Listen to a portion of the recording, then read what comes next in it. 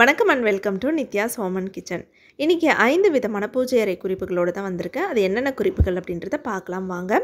Tip number 1, பூஜை ரூமில் இருக்கிற ஃபோட்டோஸ்லாம் பார்த்தீங்கன்னா பின்னாடி வந்து பார்த்திங்கன்னா உடனில் இருக்கும். அது கொஞ்சம் வருஷங்களில் பார்த்திங்கன்னா பூச்சி அரிச்சிரும். அந்த மாதிரி பூச்சி அரிக்காமல் இருக்கிறதுக்கு என்ன பண்ணலாம் அப்படின்ற டிப் தான் நம்ம இன்றைக்கி பார்க்க போகிறோம். நம்ம பூஜை ரூமில் இருக்கிற ஃபோட்டோஸ்லாம் மாதத்துக்கு ஒரு முறை எடுத்து துடைப்போம். அந்த மாதிரி துடைக்கும் பொழுது நம்ம வெறுமனே அந்த தண்ணி வச்சு துடைக்காமல் அது கூட வந்து அந்த தண்ணியில் ஒரு பச்சை கற்பூரமோ இல்லை 2 பச்சை கற்பூரமோ போட்டுட்டு நீங்கள் உங்கள் வீட்டில் இருக்கிற ஃபோட்டோஸ் தகுந்த மாதிரி போட்டுக்கோங்க. அதில் நுணுக்கி போட்டுட்டு அதுக்கப்புறமா அந்த ஃபோட்டோஸ்லாம் தொடச்சி பாருங்கள்.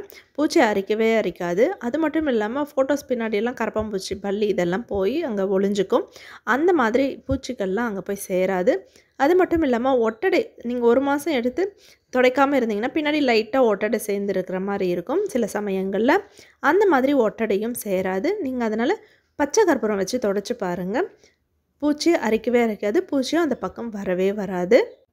டிப் நம்பர் 2, நம்ம வாரத்துக்கு ஒரு முறையோ இல்லை 10 நாளைக்கு ஒரு முறையோ விளக்கெல்லாம் தேய்ச்சி எடுக்கும் பொழுது அதில் இருக்கிற எண்ணெயை வந்து சில சமயங்களில் நம்ம தூரம் ஊற்றிடுவோம். இல்லைன்னா நீங்கள் மறுபடியும் அதே விளக்குலையே வந்து ஊற்றுற மாதிரி இருக்கும். அந்த மாதிரி இல்லாமல் நிலைவாசலில் விளக்கு வைக்கிறவங்களா இருந்தீங்கன்னா அந்த நிலைவாசலில் வைக்கிற விளக்குக்கு அந்த எண்ணெயை பயன்படுத்திக்கலாம்.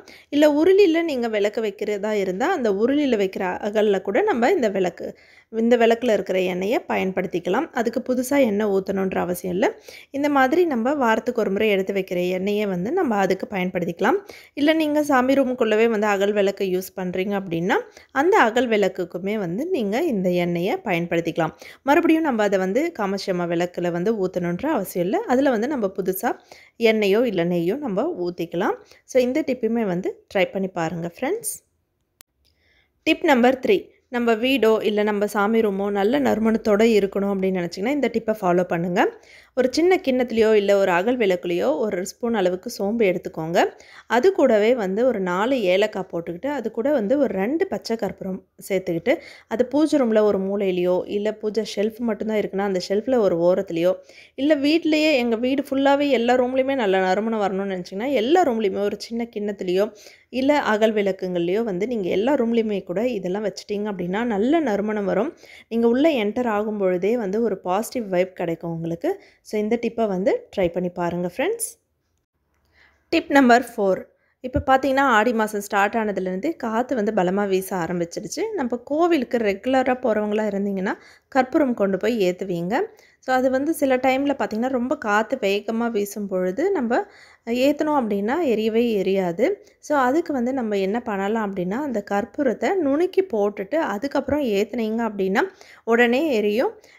காற்றுல அணையவும் அணையாது. ஸோ இந்த டிப்பை வந்து கோவிலுக்கு போகும்போது யூஸ் பண்ணிக்கோங்க. வீட்டில் நமக்கு தேவைப்படாது. ஆனால் கோவிலில் போகும்பொழுது கண்டிப்பாக தேவைப்படும். காற்று பலமாக வீசும்பொழுது இந்த டிப் வந்து ரொம்பவே யூஸ்ஃபுல்லாக இருக்கும். ஸோ ட்ரை பண்ணி பாருங்கள் ஃப்ரெண்ட்ஸ். டிப் நம்பர் 5, இனி வரப்போகிறது மழை காலம் அப்படின்றதுனால இப்போயே நிறைய இடங்களில் மழை பெய்துட்ருக்கு.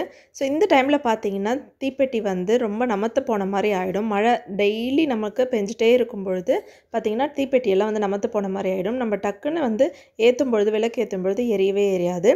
அதுக்கு வந்து அந்த தீப்பெட்டி வாங்கினீங்க அப்படின்னா அதுக்குள்ளே உடனே வந்து ஒரு 4-5 அரிசி வந்து போட்டு வச்சிட்டிங்க அப்படின்னாலே போதும். அந்த தீப்பெட்டி தீக்குச்சி எதுவுமே வந்து நமத்து போகவே போகாது. இந்த டிப்பு உங்களுக்கு பிடிச்சிருக்குன்னு நினைக்கிறேன். நான் இன்றைக்கி சொன்ன எல்லா டிப்ஸுமே உங்களுக்கு பிடிச்சிருந்ததுன்னா லைக் பண்ணுங்கள், ஷேர் பண்ணுங்கள், கமெண்ட் பண்ணுங்கள். மறக்காமல் சப்ஸ்கிரைப் பண்ணிவிடுங்க. அப்படியே அந்த பெல் பட்டனையும் கிளிக் பண்ணி வச்சுக்கோங்க. அப்போ தான் உங்களுக்கு நான் போடுற வீடியோஸ் எல்லாமே வந்து உடனுக்குடனே நோட்டிஃபிகேஷன் வரும். ஸோ எல்லா வீடியோஸுமே பாருங்கள். டிப்ஸ் வீடியோஸ்லாம் தனியாக வந்து ப்ளேலிஸ்ட்லேயும் கொடுத்துருக்கேன். ஸோ அதையுமே வந்து போய் செக் பண்ணி பாருங்கள் ஃப்ரெண்ட்ஸ். தேங்க்யூ.